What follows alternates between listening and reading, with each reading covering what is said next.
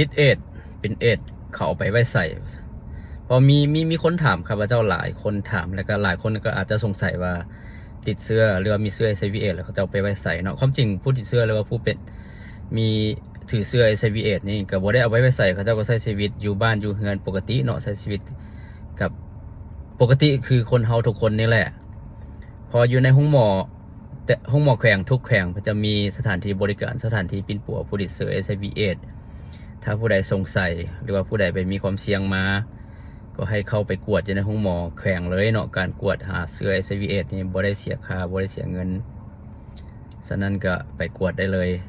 ถ้าว่าติดเชื้อก็สามารถไปกินยาอยู่ในห้องหมอยา ARV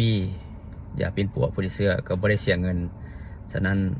ให้รีบไปเนาะบ่ฮู้ว่าอีก 2-3 ปีอาจจะได้เสียเงินบ่นี่ก็ยังบ่แน่ใจตอนนี้พวกเรายังมีโครงการช่วยเหลืออยู่ฉะนั้นก็ให้รีบไปถ้าว่ามีความเสี่ยงหรือว่ารู้สึกไปผิดพลาดมาจุดใดก็ให้ไปเนาะให้ไปของหมอให้ไปกวดเพื่อจะได้ฮู้จะได้สบายใจจะได้ทำใจไวจะได้กินยาไวโอเค